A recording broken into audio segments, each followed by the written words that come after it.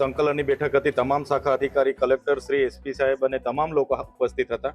તેમાં અમે રજૂઆત કરી છે કે તાત્કાલિક ધોરણે મનરેગાની લેબરની કામગીરી ચાલુ થાય।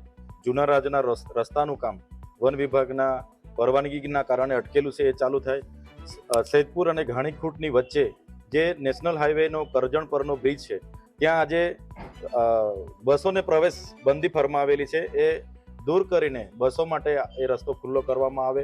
સાથે સાથે આ વિસ્તારમાં જે પાણી પુરવઠાની યોજનાઓ છે, રોડ રસ્તાઓના રિપેરિંગ છે, નવા કામો ચાલુ કરવાના છે અને ખેડૂતોના જે પાક નીકળે છે એમને સરકારે જાહેર કરેલા ટેકાના ભાવ મળે એ બાબતની રજૂઆત કરેલી છે। સાથે સાથે જે ગામોમાં શાળાના ઓરડાઓ નથી એ શાળાઓના બાંધકામ કરાવવામાં આવે, જ્યાં શિક્ષકો એક જ છે એની મંજૂરી લઈને ભરતી કરવામાં આવે એવી અમે માંગ કરી છે।